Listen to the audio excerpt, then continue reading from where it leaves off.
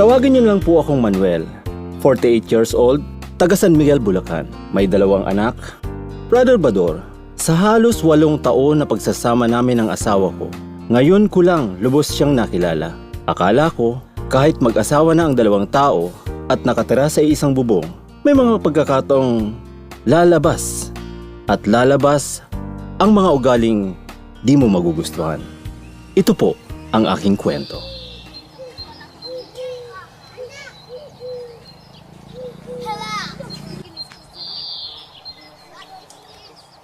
Lumalaki na ang mga bata, Rosie. Kailangan paghandaan na ang kanilang pag-aaral. Hindi sapat ang kinikita ko sa pabrika. Kailangan natin ng ibang sideline para makadagdag sa budget sa bahay. Alam ko yon, Manuel. At yan din ang aking inaalala. Kaya kahit gusto ko pang mag-anak tayo nagkokontrol tayo. Kawawa ang mga bata pag di na paghandaan ang kanilang pag-aaral.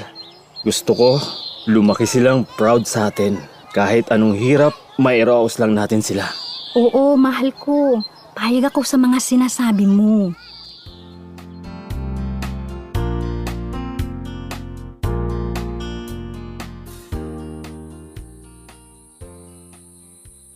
Tulog na ba ang mga bata, Rosie?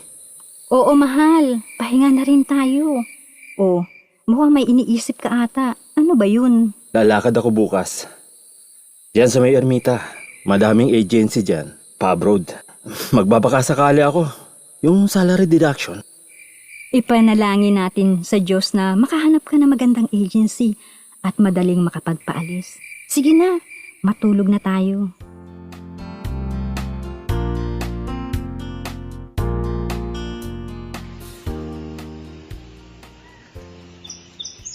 Mama, asan po si Papa? Pumasok na sa work. Ubusin mo na yung kinakain mo para lumaki ka na agad. Malapit na po akong mag-birthday, Mama. Pagkatapos kong mag-birthday, papasok na ako sa school. Diba? Oo, anak. Sige, kumain ka pa.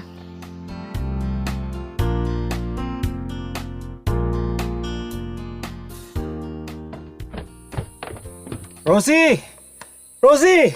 Oh! Mahal ko! Masaya ka! Mahal ko, alam mo ba, nakakita ako ng agency na makapagpapaalis sa akin. Salary deduction. Oo, talaga? Baka sa susunod na buwan, yun ang flight ko. Iahanda ko ng mga papeles. Naku, kaawaan tayo ng Diyos at patnubayang kasalakad mo.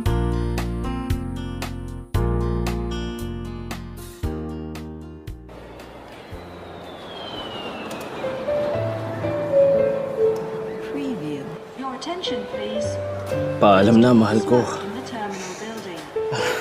Huwag mong pababayaan ang mga bata. Video call kita at i-chat pag nandun na ako sa Taiwan.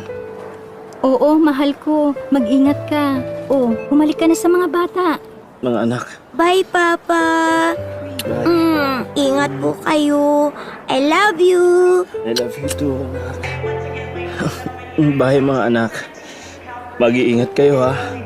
Huwag pasaway. Opo. At saka, magpapakabait kayo sa nanay niyo, ha. Opo, Papa.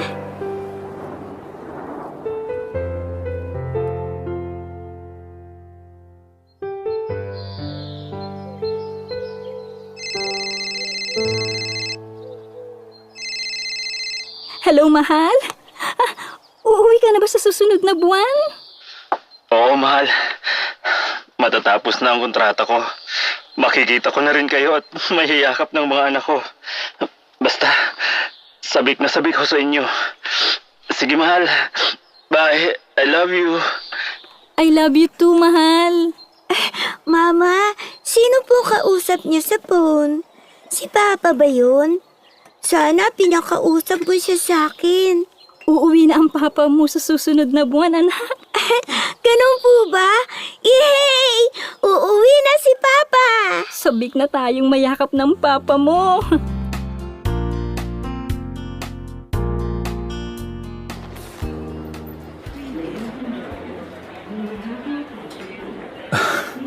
Salamat sa Diyos. Nakauwi na ako at wala namang naging problema. Oo, mahal. Andito ka na sa Pinas. Salamat sa Diyos. Asan ang mga bata? Asan ang mga bata?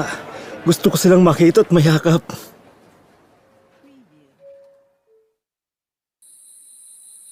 Oh, ano na ang plano mo ngayong andito ka na sa bansa, mahal? Wala pa. Gusto ko lang makapagpahinga muna.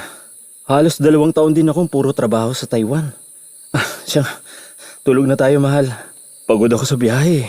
Sige, mahal. Good night. Papa, ano po ang pasalubong mo sa amin ni Junjun? Andon, anak, sa cargo. Pabuksan mo na lang sa mama mo. Opo. Mamaya, pagkatapos kumain, aalis ako, Manuel, ha? Inaaya ako ni Maring Belen sa panahian. Pwedeng mag-sideline doon, trimmer, at pakyawan. Kahit paano, magkakaroon ng konting pagkakakitaan. Ikaw muna dito sa bahay, ha? Pakiasikaso mo mga bata. Meron pa naman siguro tayong konting natatabi dyan. Mula sa kita ko sa abroad. Hanggang kailan yun? Sana abot yun. Gusto mo pang magpahinga Hindi ko nga alam kung kailan ka ulit kikilos Tutunga nga tayo, Manuel. Ano ka ba, Rosie? Pinangungunahan mo ako sa mga desisyon dito sa bahay. Basta. Sasama ako kay Maring Belen sa panahian. Sa ayaw mo't sa gusto, bahala ka muna dito sa bahay. Bahala ka na nga!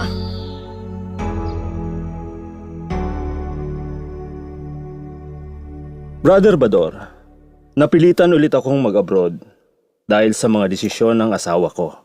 Sa ngayon, nandito uli ako sa Taiwan. Kumuha ulit ng panibagong kontrata para sa kinabukasan ng aking pamilya. Bagamat malungkot, titiisin kong maging OFW para sa kinabukasan ng aking pamilya. Lubos na gumagalang at nagpapasalamat. Manuel ng San Miguel, Bulacan.